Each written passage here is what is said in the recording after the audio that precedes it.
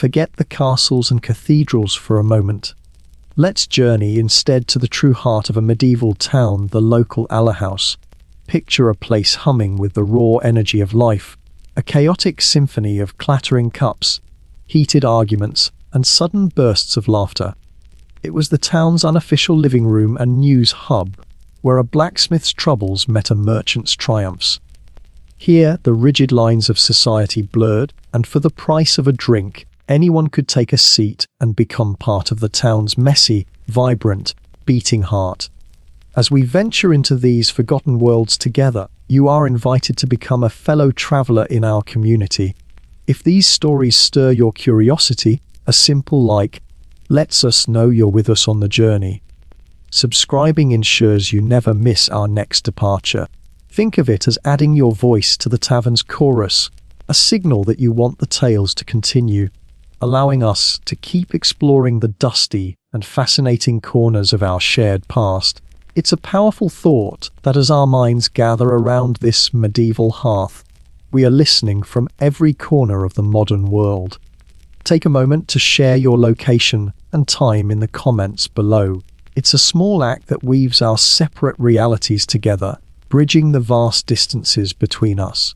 For this short while, we are all in the same place, united by a curiosity for the world as it once was, proving that the pull of history is a truly universal human experience. Now, let the noise of your world begin to soften.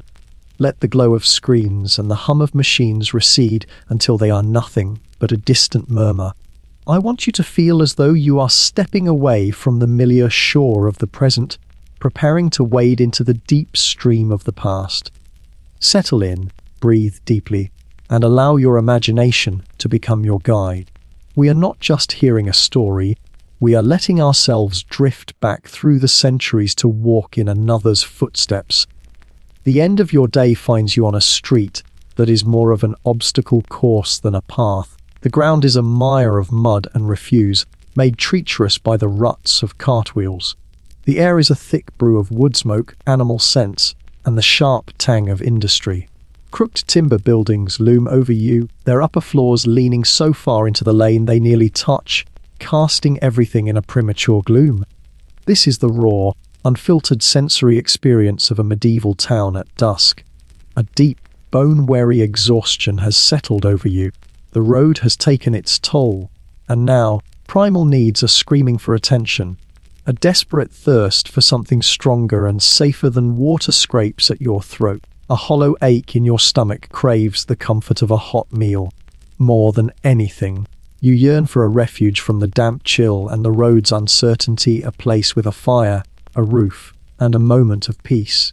Your quest now is simple: find that sanctuary. In this world without glowing signs, you must trust your ears to guide you. You pause and listen, filtering out the street's cacophony for a specific frequency of human life. And then, you hear it, a wave of communal noise spilling from a nearby doorway. It's the unmistakable sound of revelry, a sudden roar of shared laughter, a chorus of voices raised in song, the stomp of feet. This is the universal signal of fellowship and warmth, a beacon of sound promising shelter from the cold night. Following the inviting sounds, your eyes confirm what your ears have told you. Projecting from a building is a simple wooden pole, an L stake, perhaps with a bush of greenery tied to its end. This wasn't mere decoration, it was a legally required sign. It announced to all, and to the official owl conner who checked for quality, that fresh owl was for sale within. To a wary traveller, this humble sign was a beautiful sight, a clear promise that your search was over. You push open a heavy wooden door and are immediately hit by a wall of warmth and sound. You've stepped from the cold, fading twilight of the street into a different world entirely. The interior is a swirl of motion, lit by a central hearth and smoky tallow candles. The air is thick with the aromas of spilled ale, roasting meat, and the close fug of humanity. You have traded the gloom of the outside world for the loud, chaotic, and vibrant heart of the community. It's important to know the landscape of these establishments. You've likely entered an alehouse, the most common sort, where a family brewed and sold all from their own home. a tavern was a step up, a business that primarily sold more expensive wine to a wealthier clientele. The inn was the traveller's full-service hotel, offering food, drink, and lodging for both people and their horses. But the alehouse was the bedrock of local life, the everyday social hub for the common folk. Had you been a wealthy merchant, you might have sought a proper tavern. The key difference was its license to sell wine, an expensive import and a clear marker of status. The atmosphere within would have been more subdued, the clientele better dressed, and the conversations centered on business and politics, rather than local gossip. The tavern was where contracts were sealed and fortunes were made over cups of French claret, a world away from the boisterous alehouse. For those on a long journey, the inn was the ultimate destination. It was a bustling, self-contained complex designed to meet every need. Its courtyard would be a hive of activity with servants, horses, and merchants. Unlike an alehouse, the inn's main purpose was secure lodging, offering the rare luxury of private rooms alongside communal dining. It was a vital crossroads where travellers exchanged stories and formed protective convoys for the road ahead. But your reality is the humble alehouse. The room is dark, the air thick with smoke that escapes poorly through a hole in the thatched roof. The floor is packed earth covered with stale rushes, a soft carpet for spilled drinks and mud. Furniture is minimal, long, rough trestle tables and backless benches scarred by generations of use. Privacy is non-existent. You are packed shoulder to shoulder with your neighbours, part of a single, sweaty and boisterous organism. The formidable figure at the centre of this world is the alewife. She is both the proprietor and the brewer, a respected and vital member of the community. Her livelihood depends on the quality of the ale she makes in her own home, using recipes passed down through generations.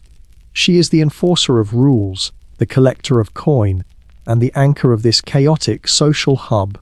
Her presence is a testament to the crucial economic roles women could carve out for themselves.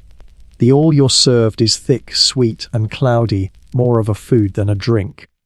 Brewed from barley or oats, it lacked the bitterness of modern, hopped beer. This meant it was nutritious and caloric, a crucial part of the medieval diet, but it also spoiled quickly, ensuring it was brewed and consumed locally. It was liquid bread, a safer and more nourishing alternative to the often contaminated water, providing the fuel for a hard day's labour. In this new religion, Nefertiti's role was extraordinary. She was not merely the pharaoh's consort, but his divine equal, a full partner in a holy trinity of the Aten, the king, and the queen. The people were taught to worship the royal couple as their direct path to the divine. This elevation of a woman to the status of a living goddess, an indispensable intermediary, was a radical departure from all Egyptian tradition and a clear sign of her immense power. The art of the period gives stunning proof of her status. She is depicted in poses once reserved exclusively for the male king. Most shockingly, reliefs show her smiting the enemies of Egypt, the ultimate symbol of pharaonic power. These were not just artistic choices, they were powerful political statements, propaganda designed to show all of Egypt that their queen was no mere wife, but a co-ruler with the full divine authority of a pharaoh. In a theocratic society like Egypt, such immense religious power was inseparable from political power. Nefertiti's constant, visible presence at state ceremonies, diplomatic receptions, and festivals shows she was an active participant in government. She was not a figurehead confined to the palace. The historical evidence strongly suggests that Akhenaten's revolution was a joint venture, a shared vision pursued by a powerful and inseparable royal couple.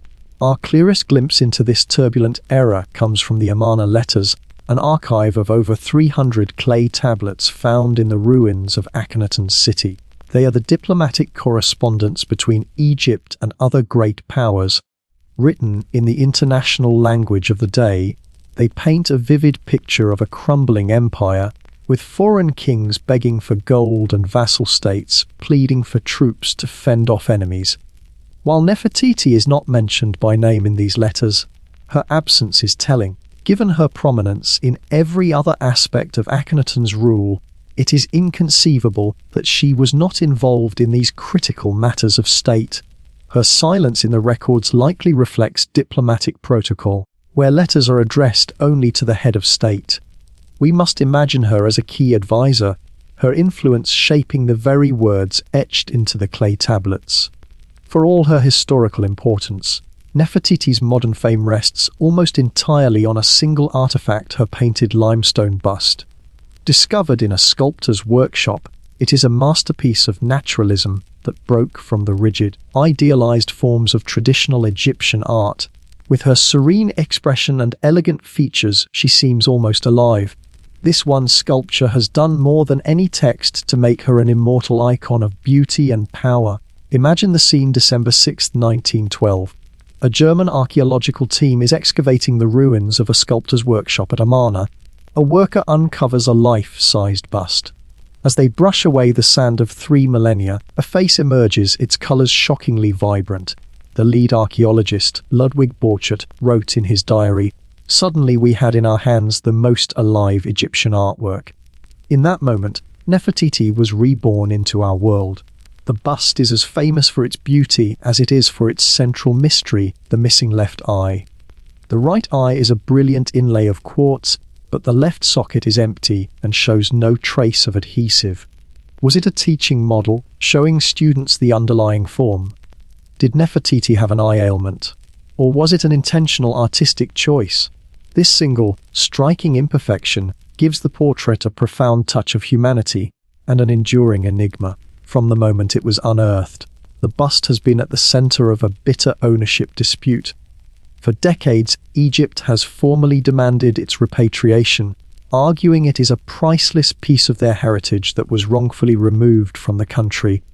For Egypt, the bust is a national symbol, and its presence in a Berlin museum is a painful reminder of a colonial past and the looting of their ancient treasures.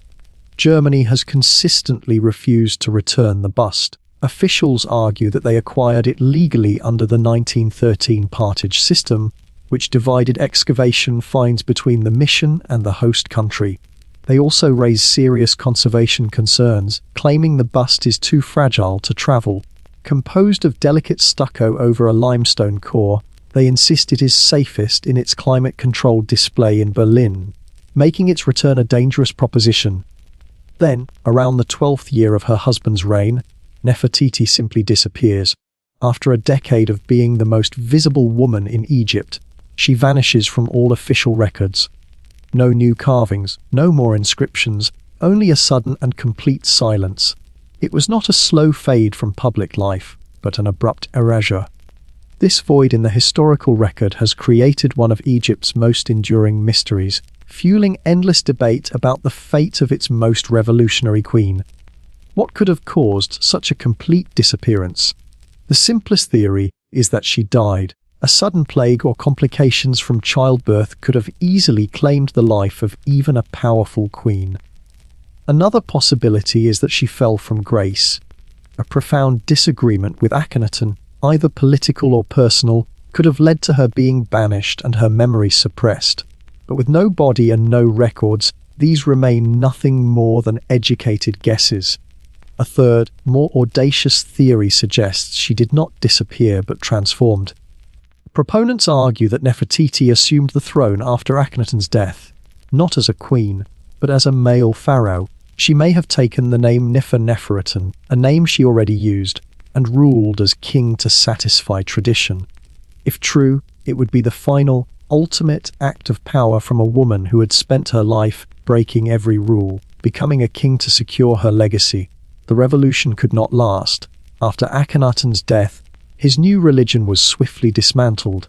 His son-in-law, Tutankhaten, changed his name to Tutankhamun, signaling the triumphant return of the old god Amun-Ra. The court abandoned the city of Akhenaten, leaving it to be swallowed by the desert. The old temples were reopened, the priests restored to power, and later pharaohs worked to erase the memory of the heretic king and his beautiful queen. Nefertiti's story thus ends not with a conclusion, but with a question. She remains a symbol of a brief, brilliant flash of revolutionary thought and artistic freedom in Egypt's long history. Her famous bust gives us a face of serene and timeless beauty, but the final chapter of her life is a blank page. She is a whisper from a lost era, a testament to the fact that some of history's most compelling figures leave behind more questions than answers. Now we leave the dry desert heat and travel to the misty, green mountains of southern China. Here, in Guangxi province, we find a different kind of wonder, one built not of stone, but of earth, water, and centuries of human patience. These are the Longji rice terraces, a breathtaking landscape carved into the very mountainsides, a testament to a profound harmony between people and nature, and a masterpiece of agricultural engineering. The name Longji translates to dragon's backbone, and from any viewpoint, it is easy to see why. The countless curving terraces wind their way up the mountains, their layered ridges resembling the immense, shimmering scales of a mythical dragon coiling towards the sky. The landscape is a piece of living sculpture, where the practical need for farming has been transformed into an act of breathtaking artistry, creating a truly unforgettable sight. What makes Longji so astounding is not just its beauty, but its age. Construction began over 700 years ago in the Yuan dynasty and continued for centuries. This was not the work of a single emperor, but the cumulative effort of generations of farmers, each family patiently carving their small plot from the mountain. It is a monument to persistence, a cathedral of soil and water, built by the hands of countless anonymous people over half a millennium. The creators of this masterpiece were the Zhuang and Yao peoples. They were more than farmers, they were brilliant landscape artists and engineers who possessed an intimate, ancestral knowledge of their environment. They looked at the impossibly steep mountains not as an obstacle, but as a canvas. With simple tools and incredible ingenuity, they transformed an inhospitable landscape into a highly productive agricultural system that has sustained them for centuries. The Zhuang people, the primary builders of the terraces, have a culture where rice is central to everything. Their festivals, their folklore, and their community identity all revolve around the cycles of planting and harvesting this vital grain. The terraces are therefore more than just a farm, they are a physical expression of the Zhuang identity, a living history book that tells the story of their deep spiritual and cultural connection to the earth they shaped. Living among the terraces are the Red Yao people, named for the striking, hand-embroidered red jackets worn by the women. To see the vibrant flash of their clothing against the green and gold of the landscape is to witness a living tradition. Their presence in villages like Dazai is a constant reminder that Longji is not an empty monument, but a vibrant home where ancient customs are woven into the fabric of daily life. The Red Yao women are famous for their tradition of growing incredibly long hair, which they believe is a sacred link to their ancestors that brings longevity and good fortune. They cut their hair only once in a ceremony at age 18, and then wear it coiled in intricate styles that signify their marital status. Washed in fermented rice water, these floor-length tresses are a woman's crowning glory and a cherished symbol of their unique culture. The genius of Longji lies in its simple yet sophisticated irrigation system. High in the mountains, a natural spring provides a constant flow of water. A clever network of hand-dug channels and bamboo pipes captures this water and, using only the force of gravity, distributes it down the mountainside. Water flows from the highest terrace to the next in a perfect cascade, ensuring every paddy receives the moisture it needs to thrive. In the spring, the terraces are flooded in preparation for planting. During this time, the landscape transforms into a breathtaking spectacle of light. Each water-filled paddy becomes a curved mirror, reflecting the blue sky and white clouds. The entire mountain range seems to be draped in ribbons of silver, shimmering in the sun. It is a landscape of pure, liquid beauty, a silver dragon, awaiting the start of a new cycle of life. As summer arrives, the rice shoots grow, and the view transforms into an endless ocean of green. The terraces become a vibrant cascade of lush life, rippling in the wind in every conceivable shade. This is the green dragon, in its full youthful glory. The air smells sweet with growing plants, and the landscape pulses with a powerful energy, a testament to the promise of the coming harvest. The autumn harvest turns the mountains into a flowing river of gold. The mature rice plants, heavy with grain, create a landscape of incredible warmth and abundance. This is the golden dragon, its scales shining, a symbol of the year's successful labor. It is a time of celebration, as the villagers work together to bring in the harvest that will sustain them through the winter months. In winter, the terraces fall quiet.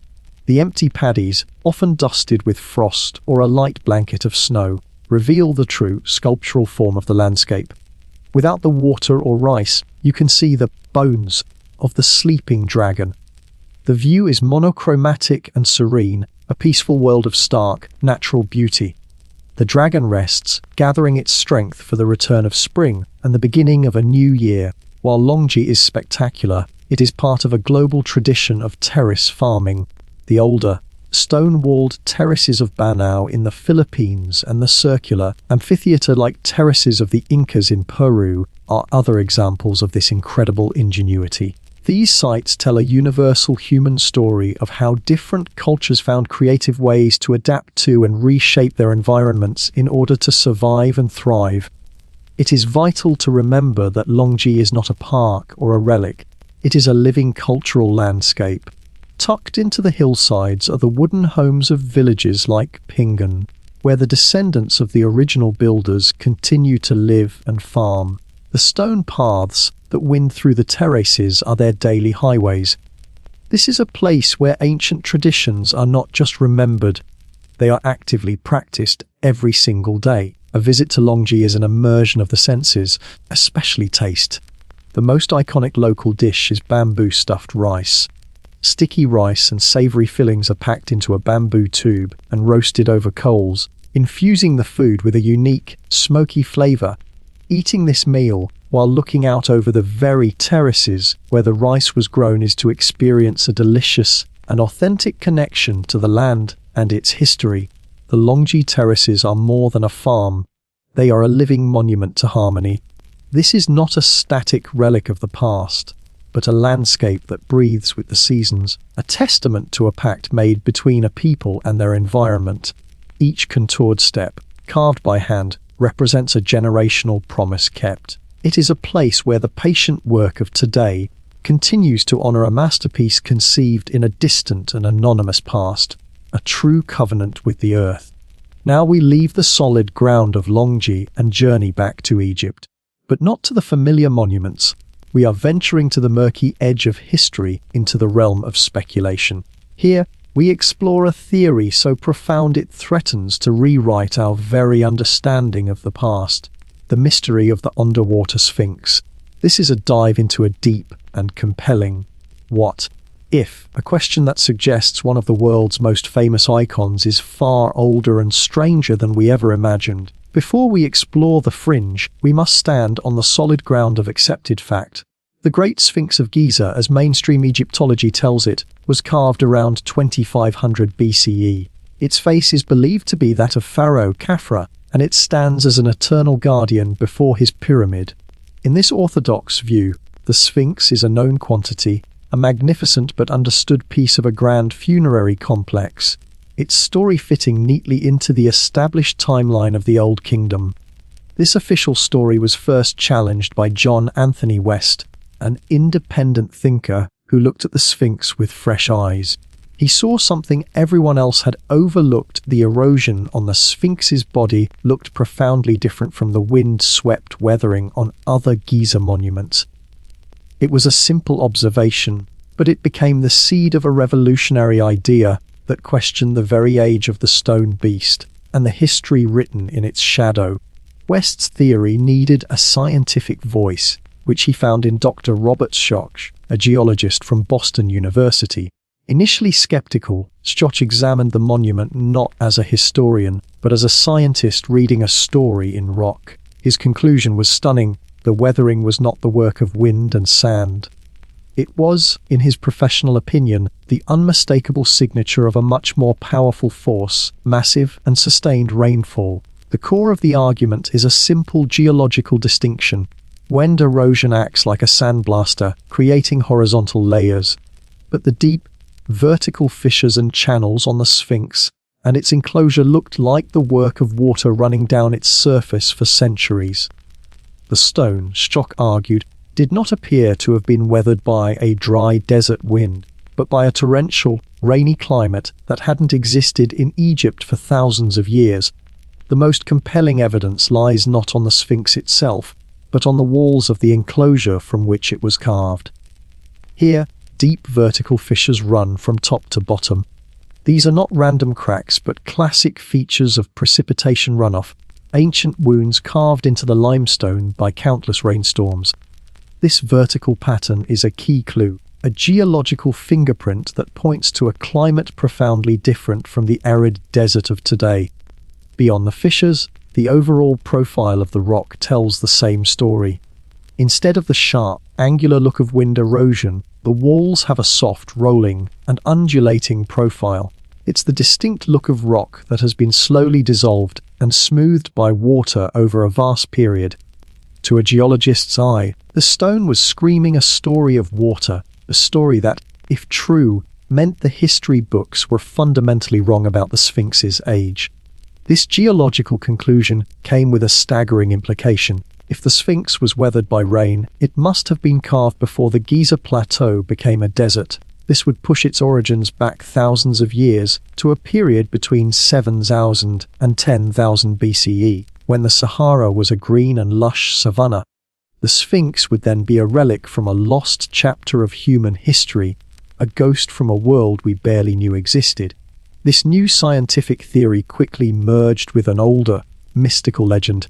It resonated with the prophecies of the American psychic Edgar Cayce, who decades earlier had claimed that Atlantean refugees built the Sphinx and hid a hall of records beneath it.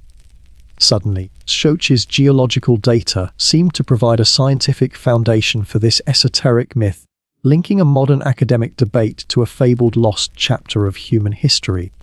From this, a more literal and speculative theory branched off. Fueled by rumors of sonar anomalies in the Nile, this idea proposes the existence of a second, literal underwater Sphinx. It suggests the famous monument on the plateau once had a twin that was swallowed by the river or a long-vanished lake. This part of the mystery ventures far from geology and into the realm of pure speculation, whisper of an even greater secret hidden beneath the waves. The mainstream archaeological community dismissed the theory almost immediately. Their argument was simple: there is absolutely no supporting archaeological evidence, no tools, no pottery, no settlements from that earlier period at Giza that would suggest a culture capable of creating such a colossal monument. To them, the theory was a geological anomaly without a single piece of human context to support it. Mainstream geologists offered other explanations for the weathering. They cited the power of haloclasty, or salt weathering, where dew absorbed by the limestone crystallizes in the sun, breaking the rock apart from within. They also pointed to the poor quality of some limestone layers and even the effects of modern acid rain as factors that could create deep erosion without the need for an ancient, rainy climate, directly challenging Schoch's conclusion. The Egyptian Ministry of Antiquities, which governs all archaeological work in the country, has officially rejected the water erosion hypothesis. It is classified as pseudoscience, and no permits will be issued for any work designed to prove it, such as drilling to search for hidden chambers. For the official guardians of Egypt's history, the case is closed.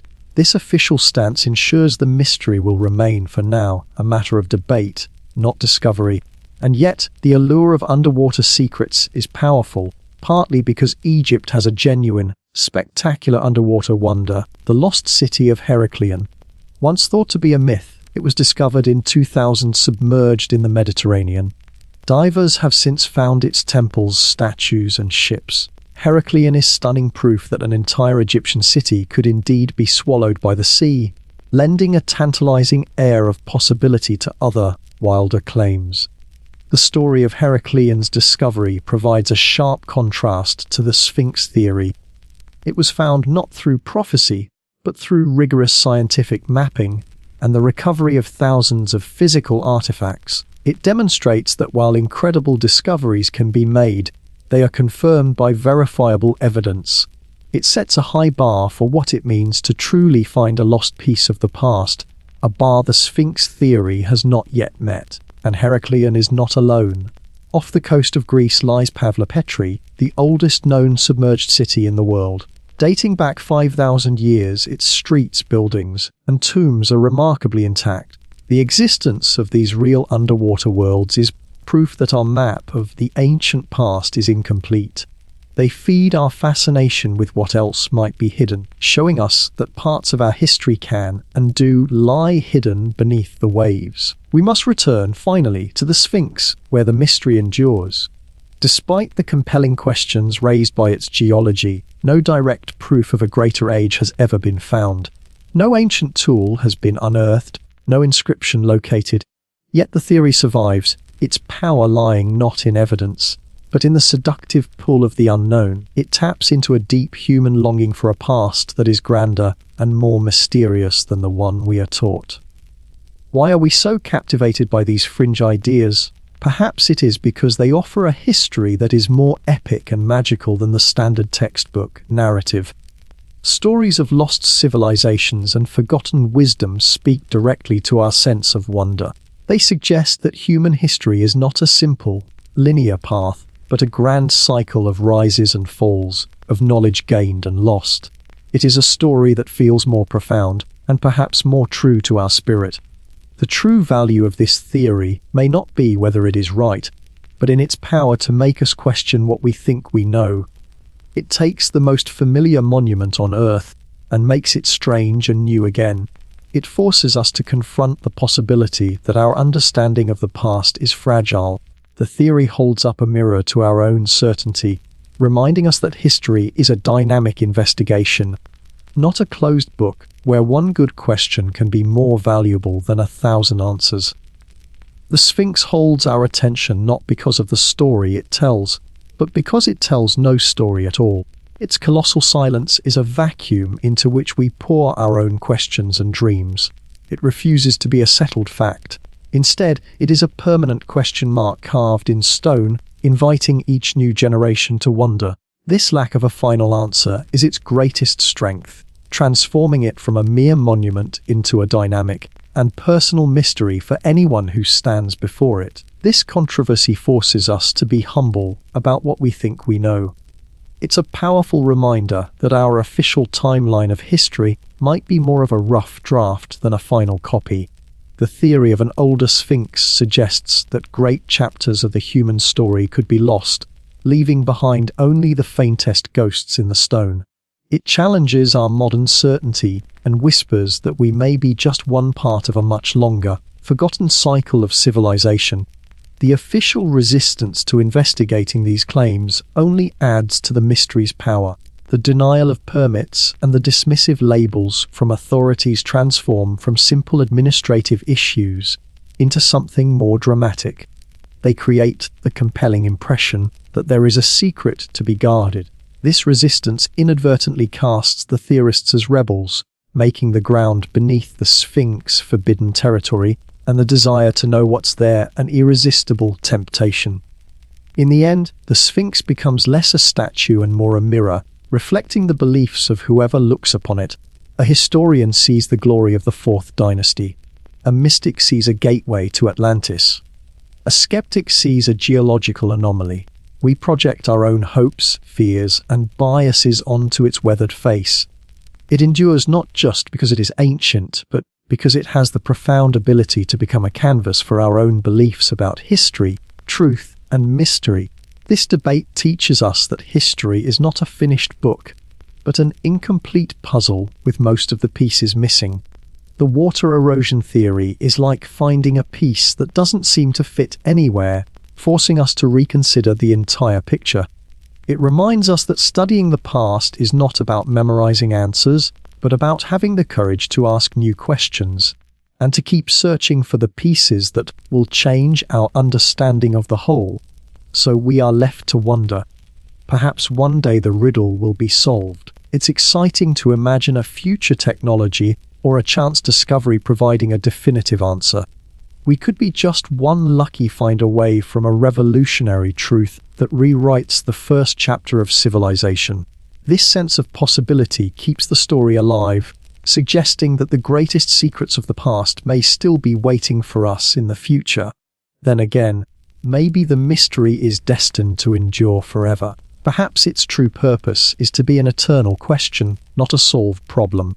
An answer closes a door and ends a conversation, but a great mystery keeps the door permanently open, inviting every new generation to wonder, dream, and imagine. It is an intellectual playground, far more enriching as an unsolved riddle than it ever could be as a simple, settled fact. A grand enigma like this serves as a gymnasium for the human imagination, a faculty that needs exercise to stay strong. In a world of data and certainty, the Sphinx mystery pushes back. It asks us to conceive of lost worlds and build narratives from the faintest of clues, keeping our collective sense of wonder agile and alive. The underwater Sphinx, real or not, is a vital piece of equipment in this gym, a tool for strengthening our most creative impulses. In our modern world, we are saturated with answers. We live in a world that can feel fully mapped and explained. In such a place, a genuine, large-scale mystery is a precious gift. It is a rare pocket of the unknown. The Sphinx, by holding its secrets so tightly, gives us a space where we can simply stand in awe of what we do not know. It is a profound relief from the modern pressure to have an answer for everything. Perhaps the search for these external ruins, a hidden chamber, a sunken city, is a reflection of a deeper, internal quest. It may be that our fascination with these mysteries is a symbolic search for our own hidden origins, for the lost parts of our own consciousness. In seeking a forgotten chapter of human history, we are, in a way, seeking to understand the forgotten parts of ourselves.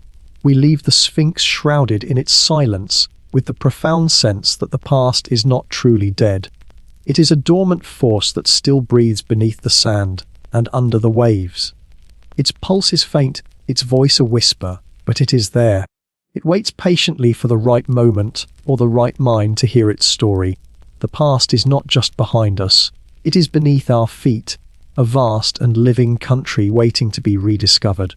Our journey through these mysteries is driven by a fundamental human impulse, the unquenchable need to explore. It is the same drive that pushed our ancestors across continents and now flings our telescopes toward distant galaxies. The search for a hidden chamber or a sunken city is simply that grand tradition turned inward, toward our own history. It is the desire to pull back the veil on the map and see what lies in the blank spaces of our own story. This search is also an act of remembrance. It is a way of honoring the stories of our forgotten ancestors, a quest to ensure they are not lost to the silence of deep time. We seek to reconnect with a heritage that we feel, on an intuitive level, belongs to us. It is a mission to ensure the great river of human experience flows as a single, unbroken stream from the deepest past into our own time. Ultimately, the power of these grand mysteries speaks to a fundamental human need for wonder. In a world that can feel mundane, stories of lost civilizations and ancient secrets provide a narrative that is larger than our own lives. They satisfy a deep spiritual hunger for meaning, for awe, and for the possibility that we are part of a story far older and more magical than we know. And so we end where we began, in the realm of mystery. Somewhere, under the silent gaze of the stars, beneath the shifting sands or the endless waves, the past holds its breath. It is a secret that is still alive, a story that is not yet over. It is a silent invitation to keep listening, to keep searching, and to never stop believing that our world still holds profound and breathtaking wonders waiting to be discovered. Looking back, each stop on our journey revealed a different face of the past. The medieval tavern was the past as a living, breathing social body. It was messy and loud, but it was the essential, beating heart of the community. It represents the raw, unfiltered experience of daily life, reminding us that history is built on the foundation of ordinary people seeking warmth, company, and sustenance. Nefertiti represented the past as a moment of brilliant and revolutionary ambition. Her story is a flash of political and spiritual audacity, the power of an individual will to challenge tradition and reach for a new world. Her eventual disappearance reminds us of the fragility of even the most powerful ideas, a testament to how even the brightest flames can be extinguished. The Longji rice terraces showed us the past as an act of incredible physical endurance. They are a monument to the patient collaboration between humanity and the earth, a story of persistence written into the planet itself. They represent the quiet power of a community working in harmony with nature, a legacy of sustainable creation passed down through countless generations. And the mystery of the Sphinx revealed the past as a function of our own imagination. It is a deep and reflective well of possibility, a symbol of all that is unknown and all that might yet be found. The Sphinx represents the great historical void, a space where our curiosity and our dreams can roam free, reminding us that our relationship with the past is also about what we are willing to imagine. Together, these 4 stories show that history is not one thing, but a multifaceted crystal. It is a loud tavern, a revolutionary queen, a patient landscape, and a deep mystery all at once. Our journey was not about arriving at a destination with all the answers. It was about the travel itself, the act of looking, listening, and wondering. For in the end, the journey into the past is the best way to understand our present and to imagine our future.